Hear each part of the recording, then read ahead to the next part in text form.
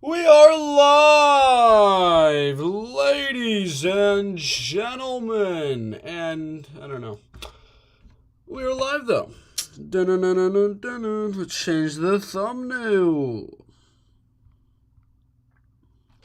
Boink. Papow. Papoo. Ta-ta. I promise y'all, this is not it. Wei Li Zhang versus Verna Jandiroba. This is a meme. It's not true. Alright? For anyone that's getting weirdly excited about a potential Verna Jandiroba title fight, this is a meme. Alright? We're going to go to the next one after that, and it's probably not going to be a meme. But before we do any of that, we got the UFC full card prediction for UFC Fight Night Pavlovich versus Blaydes, or Blaydes versus Pavlovich, whatever you really want to call it. And we're going to do the full card prediction for every one of those fights. What is up, Jags Nation? In the comments, Nick Bumpers. What is up? Bert remembered he has a YouTube channel. Yes, I did. Yes, I did indeed. But we are back. On with the live stream. What is up, DayZ-Tim? We are back. So, full card prediction is going to be today. Confident picks. I could do that. I could do confident picks as well. Probably got to get that set up right now, though. Let's see. I don't know what's up with mine. There we go. I think it's working now. Yeah, we'll do confident picks as well. I know it's not in the actual title of the live stream, but why not? Why not just do the confident picks as well? Oops. Boink, boink, boink, boink, boink.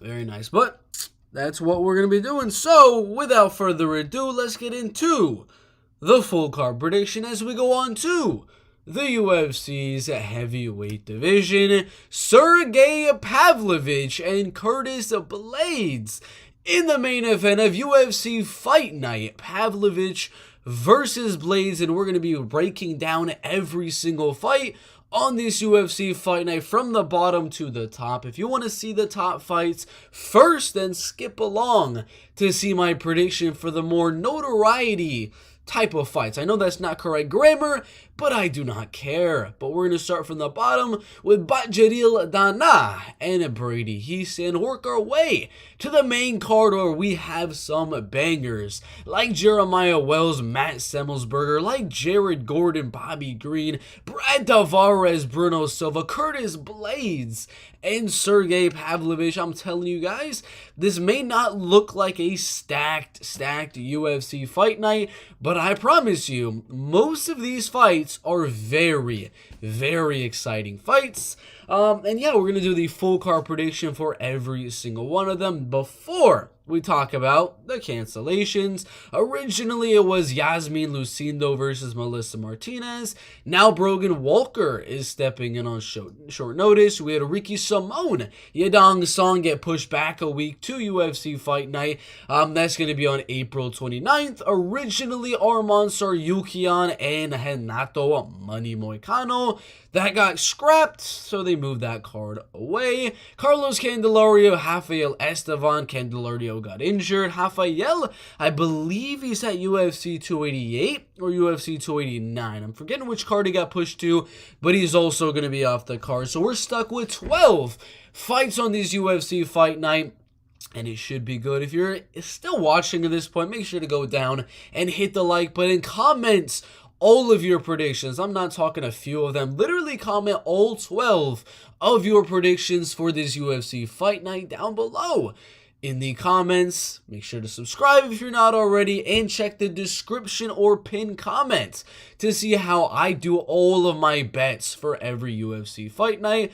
With all that being said, we got the first fight to get to in the bantamweight division. Blaydes Dana and Brady Hiestand in the bantamweight division.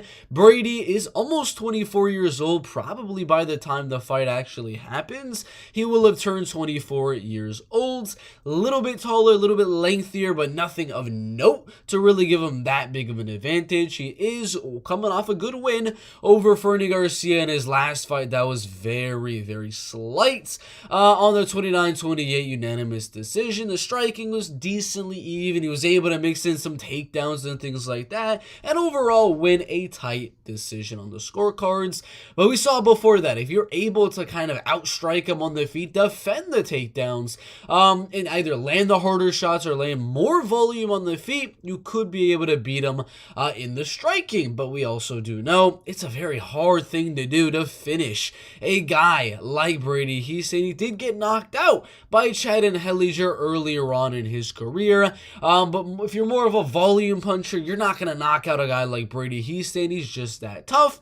You're going to have to be more of a power puncher, like, well, we kind of have one here in Blaydes Dana. So, all the people out there saying that Brady's going to go out there and win a decision, lose a decision, I don't know how likely that will be, as right now the betting odds have Dana as a very, very slight favorite, and it is plus money to go to a decision, which I would actually have to agree with. I know Brady Hiestand is a very, very tough guy, but Blaydes Dana, he's going to be in that training camp, specifically training for the takedowns of Brady Hiestand, and specifically training to just land the harder shots on the feet, potentially crack the chin of Brady Hiestand and KO him early on in this fight. He's able to do that on Guido Canetti, able to do that on Kevin Natividad, as well as Brandon Davis. So it should be interesting to see if Brady is able to survive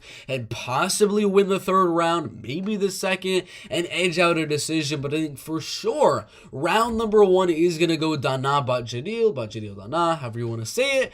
And I think round two is where Blaydes is going to knock out Brady Hiestand in that round. If he's unable to, I believe Brady will have enough grit to persevere throughout the third round and lose a 29-28 decision. But I have a little bit of faith on Dana Blaydes to get that KO TKO. Is it really worth the minus 190? The fight doesn't go to a decision. I don't know. I'm not that confident that he goes out there and gets a finish. And even the plus 135, there's not a lot of value there, but that is going to be my prediction. I do believe Blaydes Dana will defend the takedowns of Brady Hiestand, come inside of that range, and start landing some solid shots on his chin. Do believe Brady has a bright future inside the UFC. Think he's going to go a little bit 50-50, win-loss, win-loss, win-loss for a little bit before he kind of starts to really find his groove in this bantamweight division. But for right now, it's a little bit too big of a step up in Blaydes Dana. I have him by TKO. Next one in the UFC, just let me press it, flyweight division, Priscila Cachoeira and Karine Silva. In the flyweight division, now this is actually a pretty decently close fight. The age, I mean, Priscilla's a little bit older, but I mean, she's been doing very, very nicely inside the UFC recently, knocking out Shayna Dobson, who's really not that good, making a nice comeback on Gina Mazzani, beating her in the later rounds. Yes, she did come off after that to lose to Jillian Robertson in a fight where she was accused of biting Jillian Robertson, but I mean, the Jeon Kim win and then the Ariane Lipski win were very, very solid. And if you know anything about Priscila Cachoeira, you know she's, what is her nickname? The Zombie Girl. You know she wants the fight to stay on the feet, and she is just going to keep on freaking coming. And if she's able to survive round one's onslaught of Karine Silva's wrestling and grappling, trying to get the fight down and submit her, well, then maybe she could be able to survive round number 2 and round number 3 and even win one of those rounds and win the fight on the judges' scorecards. That is a very good possibility, but I would say if there's any girl they get a finish in this fight, is probably going to be my girl, Karine Silva. She's been submitted twice in her MMA career by solid girls, a first-round knee bar and then a first-round arm bar. She's kind of a submit them or get submitted type of girl, but we know Priscilla doesn't want anything to do with the submission game against a girl as dangerous as Karine Silva. So again, kind of comes down to, can Priscilla defend the takedowns? Not really confident that she can, to be honest with you. I think it's going to be a very, very close one. 29-28, Karine Silva decision. Most betting odds sites have the fight going as a finish early on in the fight, round 1, round 2, round 3, whatever the case may be. I have a feeling Priscilla is going to survive. Yes, she did get submitted by Jillian Robertson, but also it is the fact that Karine is very, very new to the UFC octagon. She's really, really used to going out there and just easily getting the submission in round number 1 very, very fast. And we saw a little while ago, I believe it was last week or the week before that, I'm forgetting the name, it was Amorim. Forgetting the first name, Jacqueline Amorim. She did really good in round number 1, getting the back of her opponent, almost submitting her, and then just kind of falling off the gas tank in round number 2 and in round number 3. I don't think that's really what's going to happen here, but I do believe there's going to be that third round onslaught of Priscilla Cachoeira. I have Karine round 1, almost getting a submission. Priscilla round 3, almost TKOing Karine. And then round number 2, it's a really, really close one, but I do lean Karine Silva to win on those judges' scorecards. Tapology probably doesn't agree with me. The betting odds definitely do not agree with me on the fight going to a decision. They are very, very confident on that submission, but I do have it going all the way. I'm going to go Karine by decision. Next one in the featherweight division, but not before we check out some comments. I just wanted you to know that I've been keeping tabs on your analysis for over a year and a half. Excel sheets with updates on your accuracy. You are leading the board tremendously. Just for your info, MMA Guru is in second place. Third place is Greedo MMA. You've had a rough few last predictions, but I believe in your intuition and your analysis, brother. Let's go. Thank you so much. Bert, did mommy finally unground you? No, I have been boxing and I have been working at a job. But yeah, I do have a boxing match in, what is today? Wednesday, Thursday, Friday, Saturday. In about 10 days from now, I will be boxing at 132 pounds. I currently weigh about 147, 148. But that's kind of what I've been doing recently, is boxing and then working at my job. MMA Tub Yakamesan ripped the leech. Who's the leech fighting? Who's the leech fight? Oh, his back injury you're talking, because he had to pull out of the Michael Chiesa fight. Bert was grounded for sneaking out to kill MMA Joey. He's coming for Anik's spot. I am indeed. Bert Anik, 2023.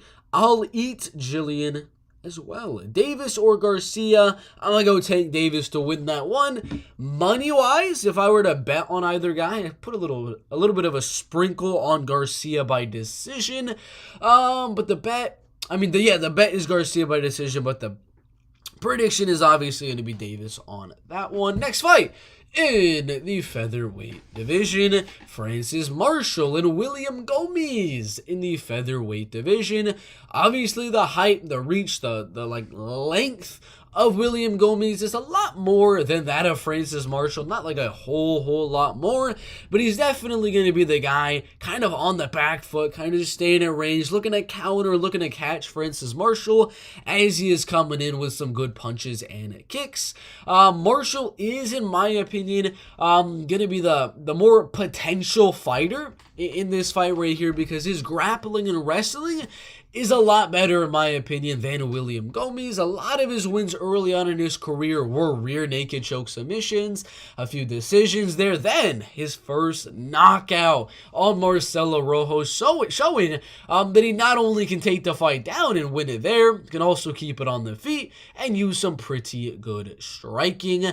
And in this fight, I do believe William Gomez wants the fight to stay on the feet, because I believe Wrestling-wise, I'm not talking grappling-wise because their submission game both is very, very solid. I'm talking wrestling-wise with the takedowns, the top control, the ground and pound. I'll give a slight advantage to Francis Marshall. And then the striking, I'd say power would go Francis Marshall. Speed, movement, the amount of volume I'd expect William to land, I would say is going to be a little bit better than that of Francis Marshall. But I do believe that the few takedowns that Francis Marshall will attempt and possibly land, and a few of those bigger shots that he's going to be landing as well, I do believe that's going to be what edges him out the win. Should he be a 2-1 favorite like they have him on the betting odds? Probably not. That seems a little bit ridiculous in my opinion. But I have this one going all the way. William Gomis is a tough guy right here. I don't really remember the last time he's been finished. It was a heel hook about, 7 years ago when he was, I'm guessing, really, really young, 19 and a half years old. I don't believe he's going to go out there and finish William Gomis. Have this fight going all the way, and Francis Marshall winning by unanimous decision. Next one in the heavyweight division, Muhammad Usman and Junior Tafa.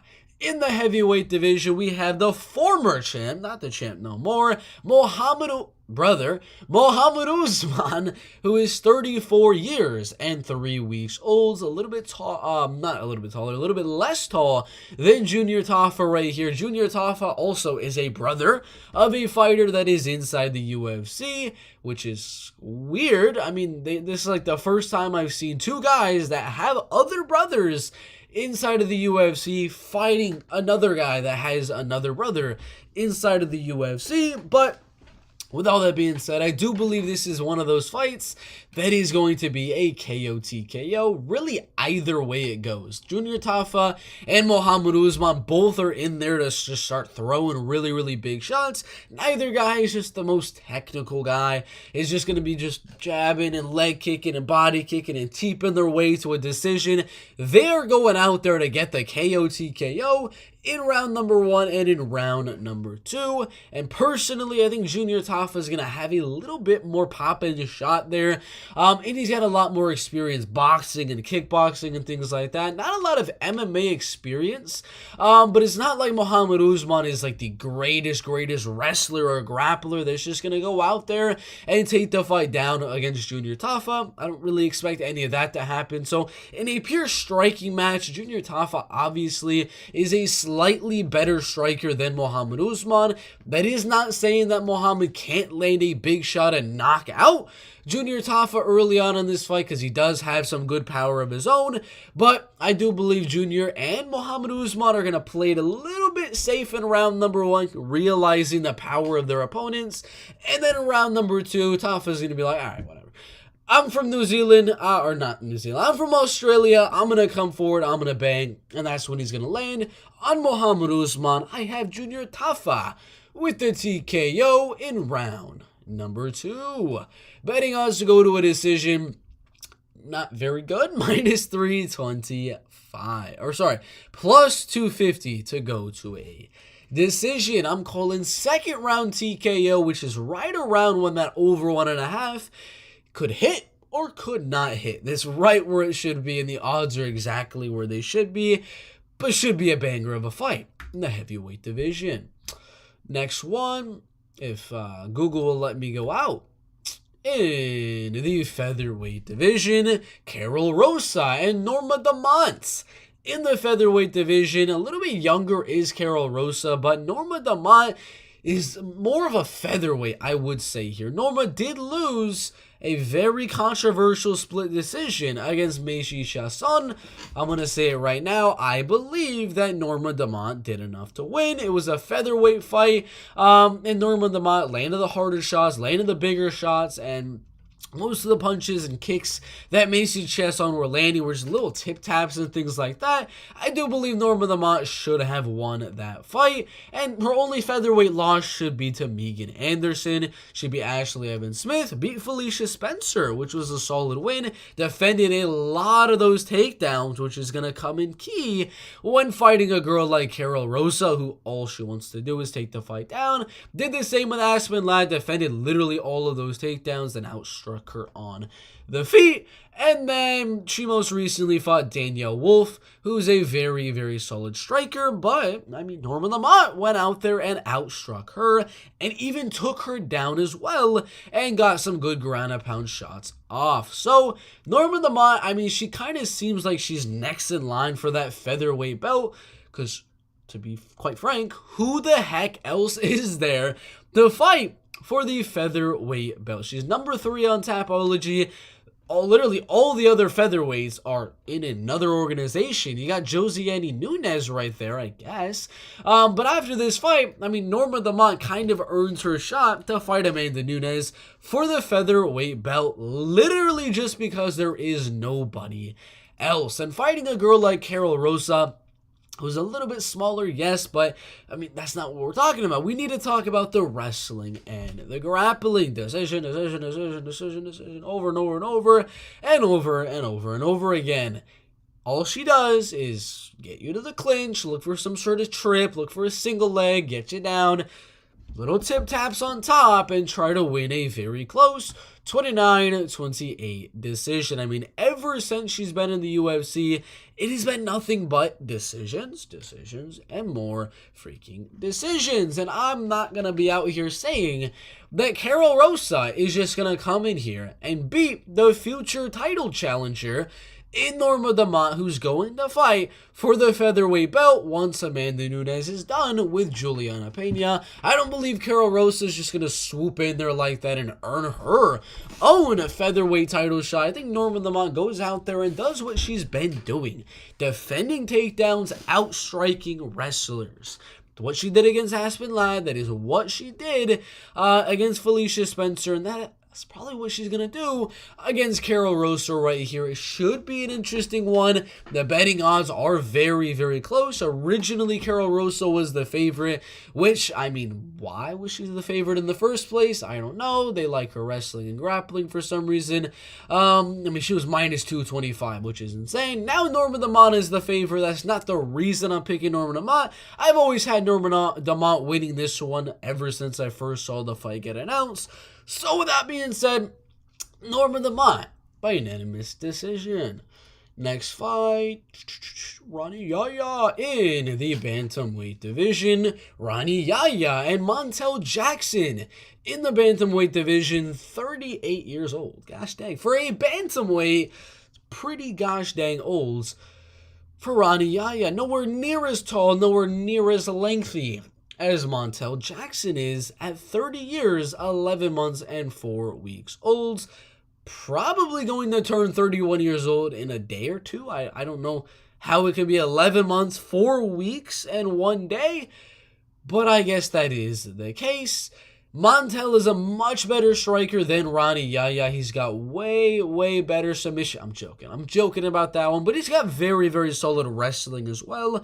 A lot taller, a lot lengthier. Just going to keep the fight at range on the feet and try to land those harder shots in the striking. Ronnie's going to be trying to force the takedown, and he's going to run him into a lot of counters from Montel Jackson as Rani Yahya is coming in. So, you already know. I mean, he's a 6-1 favorite. Shouldn't really be that big of a favorite, but come on, ladies and gentlemen. Rani Yahya is not going to go out there and win this fight. Neither is he going to go out there and get finished. He's only been finished. It was like more than 5 years ago.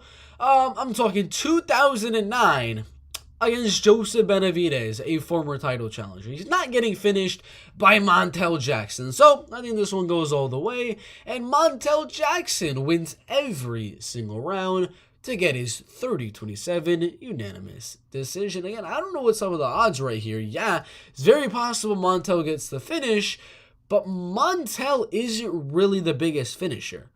Decision on JP Buys, decision on Julio Arce, did knock out Jesse Strader on short notice and a decision on Felipe Colares.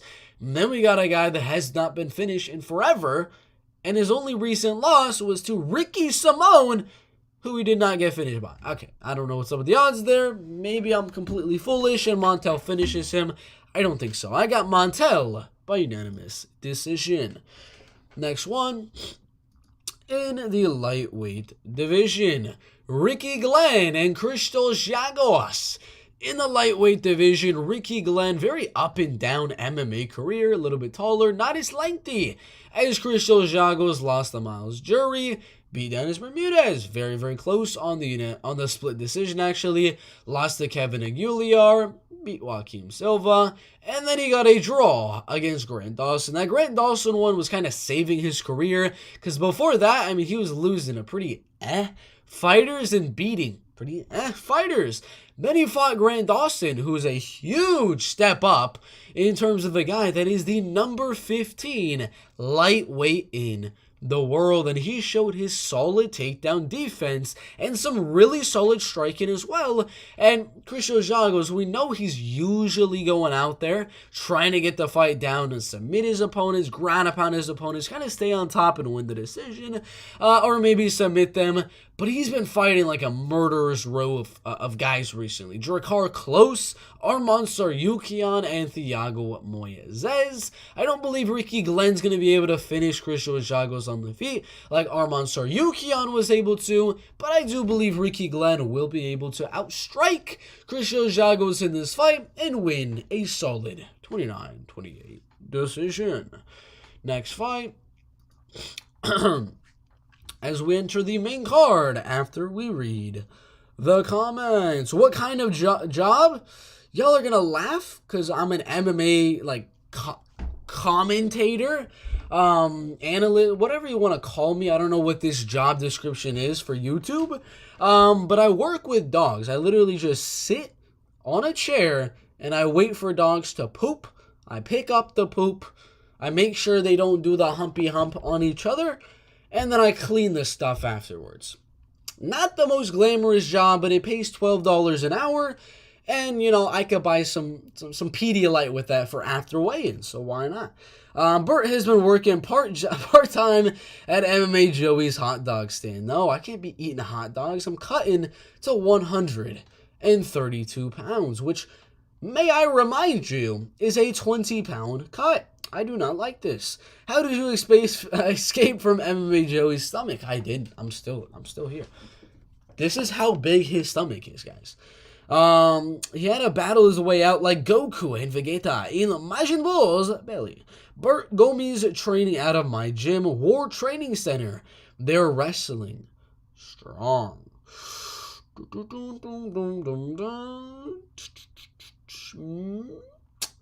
All right, maybe I put a little bit of a bet on William Gomes in that case. Let me see. I'm not going to switch my pick just because of that. I'm very, very slightly leaning towards Francis Marshall to win. But the value that is on William Gomes by decision, if he's working that wrestling and he's able to defend some of the takedowns, maybe land some of his own, plus 400 is crazy for Gomes by decision. He's not finishing a guy like Francis Marshall, in my opinion, but he could edge out a decision. So I might take that bet, thanks to Nick Bumpers there. Mo Usman pushing his son to the pool. Oh my gosh. What does he talk like? How does Muhammad Usman talk? 1 second, guys. I know I'm trying to do the prediction, but I gotta be like Guru every single time. Or every now and then, not every single time. Muhammad Usman interview? I don't know. Let's see. What in the world does he talk like? I don't know if you guys are going to be able to hear it because I didn't set up the sound system on my computer. But let me see. You might hear it through this. Round number 2, your winner by way of knockout. And now I respect these guys. I respect Zach. I respect the team. Respect the team. Nah, I can't do a freaking. I'm not Guru. I can't do the impersonations. I have a very distinct voice, and I'm not very good unless it's like British or freaking wherever the heck Paddy Pimplet's from. Can't really do that many of impressions like that. Gomi's going to win War Training Center on a winning streak. Bert, when you fight in Nubby? After I fight in 10 days. Whenever Nubby wants to fight, we can fight. I can teach you useless karate moves, Bert. I'll train you. No, we John Bones Jones at it here. We got the elbows, and that is all we need. That is all we need, indeed. 2009 wasn't more than 4 years ago. What is that school teaching you? More than 4 years ago? Yes, it was. What are you talking about? Did you hear MMA Joey was plotting to sucker punch you outside a hot dog stand? He doesn't have the energy to move his fist up and sucker punch anyone. What are you talking about? How tall are you? I am 5'9". No, it's like 5'8.5", I believe. Without shoes. If you're asking without shoes, is like 5'8.5", because it's right there, almost 5'9", but right there, like 5'8.5", about that. For MMA, I would be a flyweight, which I think is normal height. I think like 5'8", 5'9" is kind of a normal height for flyweights, but I could be wrong. Who's a tall flyweight? I don't know. I don't know if that's a usual height for flyweight. Don't, Bert. I'm mistaking him for someone else. Never mind. I didn't think you do it, Lamau. I can't, dude. He speaks like the guy trying to sell me cell phone cases at the mall. Mo Usman speaks that click-clack language. Someone asked MMA Joey what his diet was like, and I swear the first thing he said was Buffalo Wild Wings. Explains why he looks like that. My first thing is egg whites. They are goated. Next one in the welterweight division. Jeremiah Wells and Matthew Samuelsberger in the welterweight division. I'm going to go Matthew Samuelsberger to win. He is younger. He is taller. He is lengthier. And yes, I do believe he's going to get almost knocked out early on in this fight. But I believe he survives.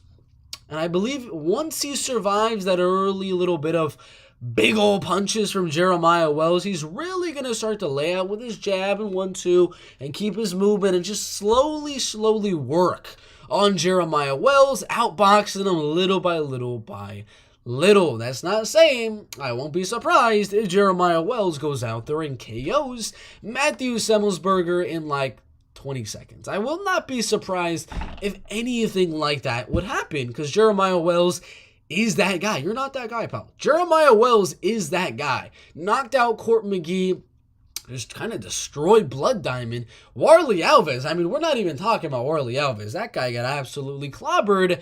But Samuelsberger is also that guy. He doesn't just go out there and get knocked out in round number 1. He gets knocked in round number 3, and Jeremiah is not going to go out there and knock him out in round number 3. I do believe that Matthew Samuelsberger goes out there, keeps this fight on the feet, and just outstrikes him. And literally just outstrikes him. Not outpowers him, outvolumes him, and just lands better shots throughout the 3 rounds. Jeremiah Wells obviously has more finishing ability, but after what I saw against Jake Matthews, I do believe that Matthew Samuelsberger could go out there and win a slight decision. It's very, very possible. What do y'all think about this? I know a lot of you guys. I'm going to go down to Tapology. Let's see.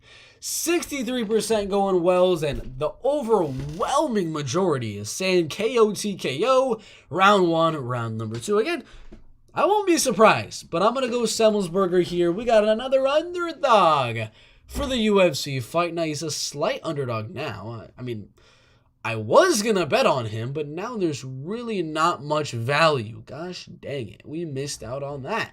But yeah, I got Matt Samuelsberger winning round 2 and round 3 to win the decision. Next one in the flyweight division, Yasmin Lucindo and Brogan Walker in the flyweight division. Yasmin is literally 21 years old, only losing recently to Yasmin Jauregui in a very, very competitive fight. I believe she was able to win one of the rounds and keep it really competitive in another one of those rounds and kind of lose pretty dominantly in the other one. But making it that close of a fight with a girl like Yasmin Jauregui, however you want to say it, who I believe is going to be a future title challenger inside of the UFC. That is really impressive by Yasmin Lucindo, especially when she is 21 gosh dang years old. And we got Brogan Walker. Yes, she loses a lot of her fights to wrestlers like Erin Blanchfield and Juliana Miller, but she also wins most of her fights against more of those wrestlers and grappler type of girls. She's really fighting a lot of wrestler, grappler type of girls in her professional MMA career, and now she's fighting Yasmin Lucindo, who has some pretty solid takedown defense and is, quite frankly, just a lot better of a striker than Brogan Walker. So, with that being said, I believe Yasmin will be able to defend the takedowns, keep this one on the feet, and just outstrike Brogan Walker for 3 straight rounds. Maybe she gets taken down once or twice. Maybe she rocks Brogan Walker here and there. But I think the fight goes all the way, and I'm going to go that plus 100. Yasmin Lucindo by unanimous decision. Matt Schnell? How big is Matt Schnell? Matt Schnell height. That'd be a good 5'8". Oh, Brandon. Sorry about that. Brandon Royval is 5'9". So I'm right in between Matt Schnell and Brandon Royval. And I could easily make 125. Like, that's not even a lot for me, because that's just, what is that, 25, 26, 20, that's only 27 pounds for a cut, which I've done more than that. So, I mean, flyweight, 126, so it'd be 26 pounds to make 126 pounds. I could easily do that. But I think I'd be one of the tallest guys in the flyweight division, to be honest. Let's see. Tallest UFC flyweight. I'd be one of the tallest. I wouldn't be like the tallest. Flyweight. Man. Flyweight Yuta Sasaki, 5'10" tall. Jesus, I don't even know how you do that. 5'10" tall is crazy. That is crazy. Featherweight, bantamweight. They show per division. Women's flyweight. Oh, they don't show that. Average height in the flyweight division is 5'5". Average height at bantamweight, or height in bantamweight, 5'7". Featherweight. So by the average heights, I should be a featherweight, given 5'8.5", which is pretty much what I am. But I'm gonna be a flyweight. That is crazy. All right. Well, let's keep on going with our next fight. Please tell me, Bert, how the blank is polar bear a dog? I don't know. We'll talk about that in a bit. But we go on to the lightweight division. Bobby Green and Jared Gordon in the lightweight division. I'm going to say it right now. Bobby Green's going to win this fight. He was doing really good against Drew Dober in round number 1. Then he got caught. I'm going to be dead honest with you. I was a little bit mad at my pick of Drew Dober for a hot minute there. Because, I mean, Bobby Green was doing really, really good in round number 1. He outstruck Ali Akunta, knocked him out, outstruck Nasrat Hakparas. Kind of does that to everyone. And even the very, very legit guys like Rafael Fiziev and Drew Dober. We're not going to talk about the Islam Makhachev fight. But even those guys like Fiziev and Drew Dober, he was able to win rounds against those type of guys. Then we got Jared Gordon. Smaller, less lengthy, not as good of a striker. Main way to win here is to mix in some wrestling, mix in some clinching, make this a dirty, grimy fight. Bobby Green does not want any of that. Bobby Green's going to go out there, jab him up, 1-2 him, hands down. Jared's going to come forward, swing in some big punches, and Bobby's going to counter. And he's going to move, and he's going to weave, and he's going to bop. And he's going to just keep on landing on Jared Gordon for 3 straight rounds. Could he get the finish? Yeah, of course. Of course he could get the finish. Grant Dawson was able to submit him. Charlie Olives, the former champ, was able to knock him out. Joaquim Silva was able to knock him out. Diego Ferreira was able to knock him out. And I'm going to say it's very, very possible for Bobby Green to knock him out. And I would also say, if you're going to bet a prop on this fight with Bobby Green and Jared Gordon, do not bet Bobby Green by a decision. There's really no value there at all. What is that, plus 100? Yeah, that is going to be the prediction. But move up a little bit. Bobby Green by TKO is plus 350. And the man was lighting up Drew Dober's iron freaking chin. Jared Gordon's not that guy. He's been knocked out plenty of times inside of the UFC. Plenty of times. This is one of those fights where I'm not going to be surprised if the scorecards no action are like minus 1,000. What are the scorecards no action? Do they even have that out yet? Yeah, they do. Gordon scorecards no action is plus 195. Practically the same as the money line. Do with that information what you will. But I got Bobby Green by a unanimous decision. Don't bet that. Very likely he could get the KO, TKO as well. Prediction, unanimous decision. You see where I'm going with this? It's one of those situations where, yeah, I have him winning this way. But gosh dang, these odds are freaking garbage. Do not bet that. I do have that, but do not bet that. That's one of those situations where we're having here. I got Bobby Green by unanimous decision. I'm not going to be surprised at all if he knocks out Jared Gordon. Jared gets knocked out quite a lot inside of the UFC. But that's what I got. Bobby Green by unanimous decision. All right. Good fight, though. Bobby Green is a legend. Next one. In the middleweight division, Brad Tavares and Bruno Silva. In the middleweight division, Bruno Silva, a little bit younger than Brad Tavares, coming off a pretty decent loss, I will say that. And then just, what are you doing, man? What are you doing, Bruno? Like, what in the world was the Gerald Meerschaert fight? What were you thinking? What were you doing? What was the mind like going through during that entire fight? I mean, you had the knockout on Jordan Wright. You had the Andrew Sanchez TKO. You had the Wellington Turman knockout. You lost a freaking decision to Alex Pereira. Who in the world loses a decision to Alex Pereira in MMA? Nobody. I don't. What? Bro. And then you lose to Gerald Meerschaert the way you did? I don't know. This prediction is I'm gonna give you guys the prediction.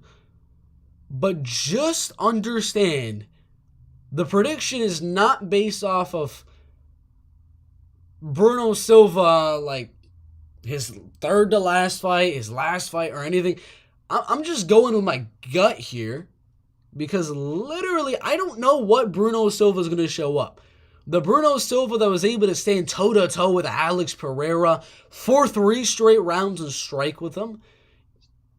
Is that going to be the Bruno Silva that shows up? Are we going to get the Bruno that comes back in round number 3 and TKOs Andrew Sanchez?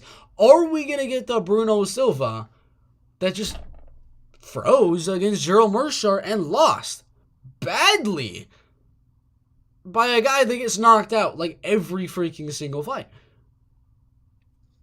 I don't know. I got no idea what Bruno Silva is going to show up. Zero clue. Anyone in his camp, please give me some information onto what Bruno Silva we're going to get. Otherwise, this prediction is kind of like a shot at a dartboard that's over here, and I'm looking this way. I don't know what the heck Bruno's going to look like. But I can say I know what Brad's going to look like. And he did lose to Dricko Du Plessis recently, but he looked good. He looked very, very good in the Dricko Du Plessis fight. It wasn't the most technical showing by Brad Tavares ever that you're going to see, but he showed grit. He showed chin, eating some big shots by Drickus. He was able to land some big shots on Drickus. His cardio looked good. All of that looked good from Brad Tavares.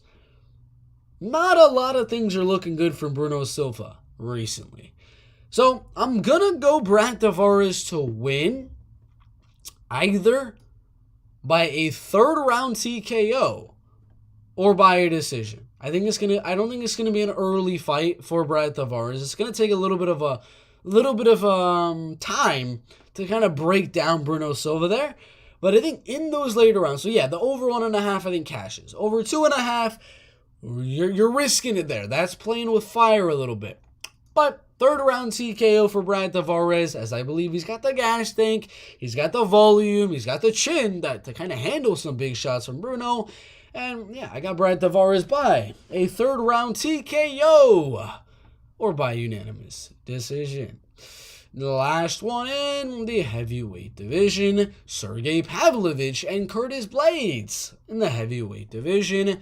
Curtis Blaydes beating some legit guys recently. Jairzinho Rozenstruik, very boring fight. Was able to win by unanimous decision on that one. Knocked out Chris Daukaus with his strikes. Guys, Chris Daukaus is a light heavyweight. That man should move down a weight class. That's all I'm going to say. And then Tom Aspinall, he looked good for like 20 seconds, however long that fight was. Curtis Blaydes' striking looked pretty decent in the beginning stages of that fight. Then yeah, the knee injury that kind of ruined it for me. Ruined that whole entire card because it was such a high card like that. And then boom, just out of nowhere.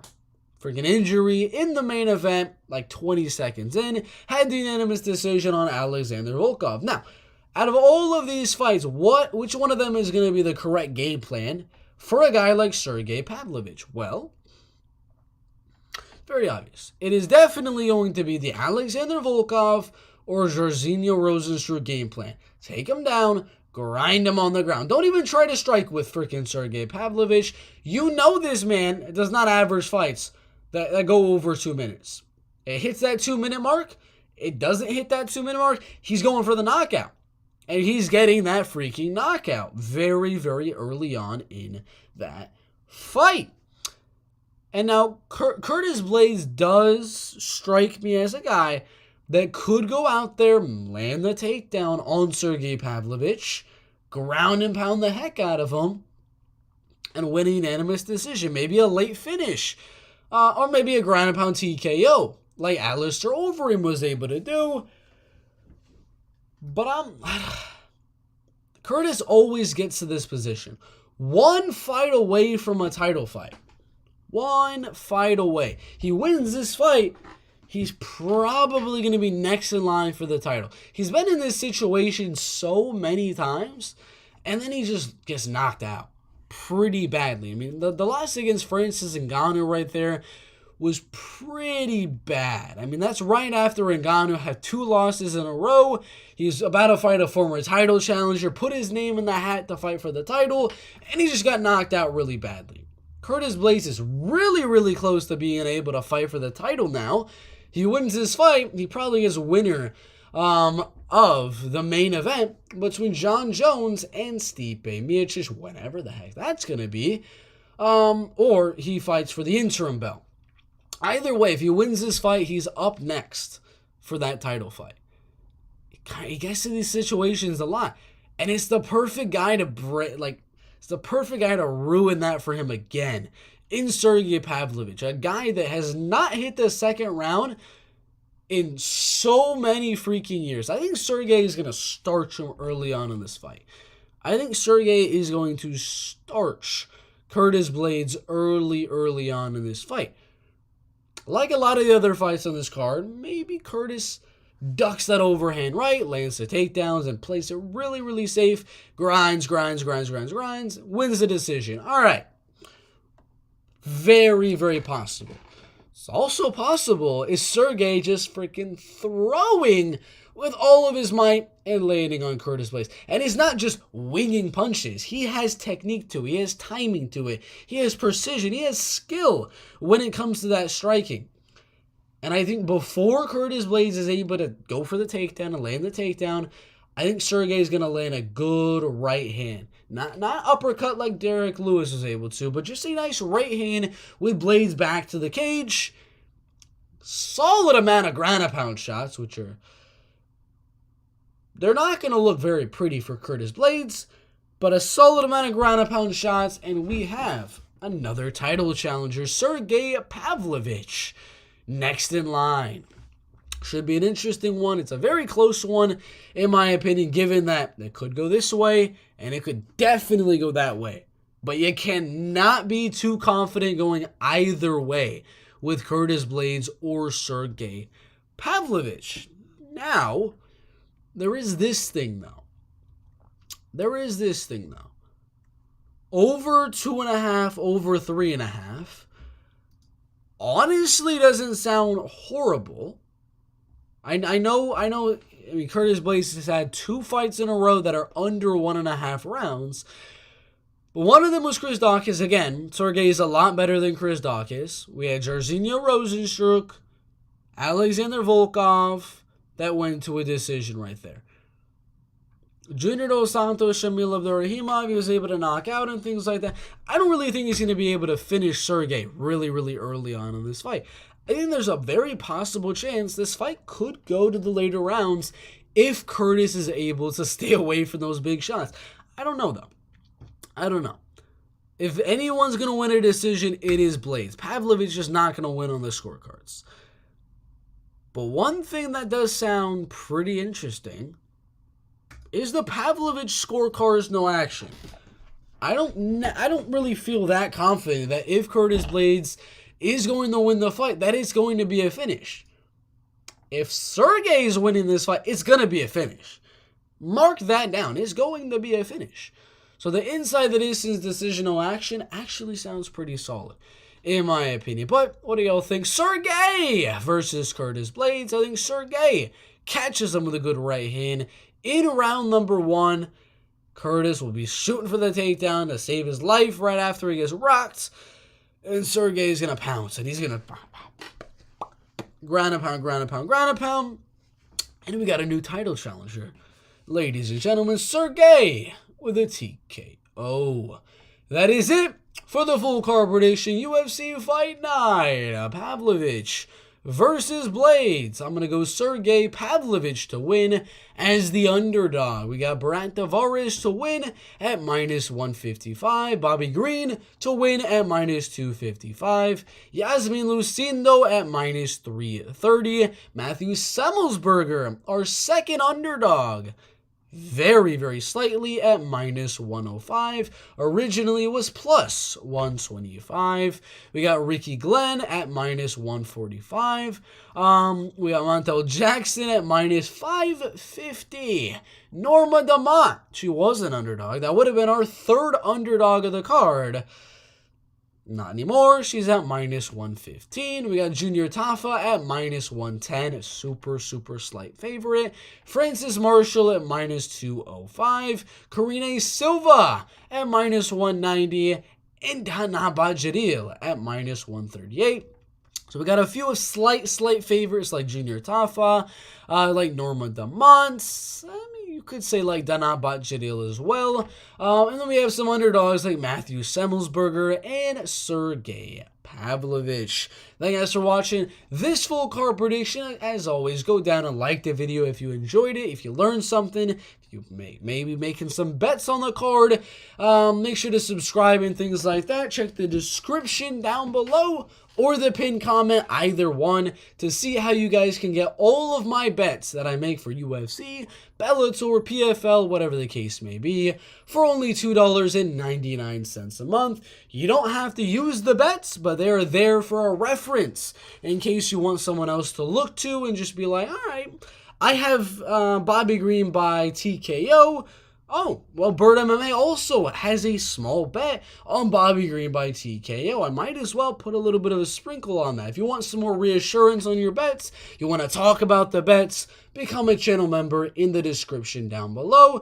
But it's a decent card. UFC Fight Night, Pavlovich versus Blaydes. Looks bad on the surface. You dig deeper, there are some very, very fun fights. Pavlovich, Blaydes, heavyweight fights like this are always exciting for as long as they last. Bert Tavares, I don't really remember the last time he's been in a boring fight, so that's going to be really, really solid. Bobby Green's always a fun fighter to watch. A 21-year-old Yasmin Lucindo, I've watched a lot of her regional fights and her UFC fight. Very, very good. That should be good as well. Jeremiah Wells, Matthew Semmelsberger. Both guys with good wrestling bases that are going to keep the fight standing and bang. Tell me that's not a good one. Ricky Glenn, Chris Jagos. That's a pretty mediocre fight, but it's still pretty decent in my opinion. Yeah, the prelims are a little iffy. You do have some highlights like Junior Tafa and Muhammad Usman and William Gomez, Francis Marshall. But for a lot of these fighters being pretty unknown to a lot of the more casual fighters and audience, it's a pretty solid and exciting fight. If you want a card where, you don't know a lot about the card, you don't know a lot about the fighters on the card, and you're just coming for entertainment, you're going to get a lot of entertainment from this card. But that's all I got to say for this one. Make sure to like and subscribe, do all the things I said, and we'll see you in the next one. Thanks for watching.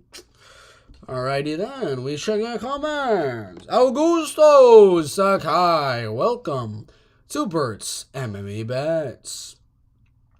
Okay, Bert, I'm outside MMA Joey's house. Give me the signal, and I'll take the shot. You got the signal. Tommy Bones of Glaspinall. Email Mason, take the shot. Yes, take it indeed. Bit late, but do you think there's any chance Wells grapples to the win? I actually don't think so. I actually don't think there's a high probability of that happening.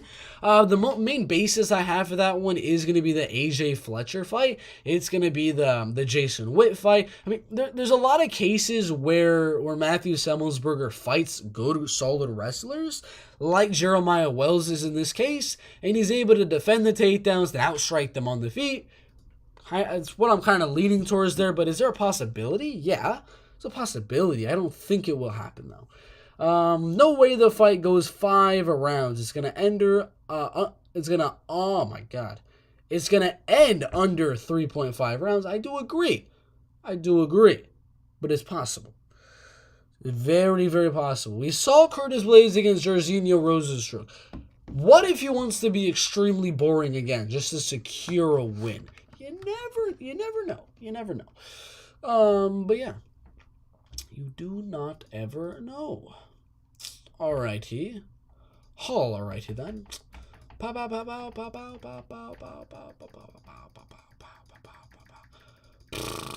Alright, yeah, we're gonna end the live stream there with just the UFC full card prediction, because I think I gotta go to boxing in a little bit, but thank you guys for watching.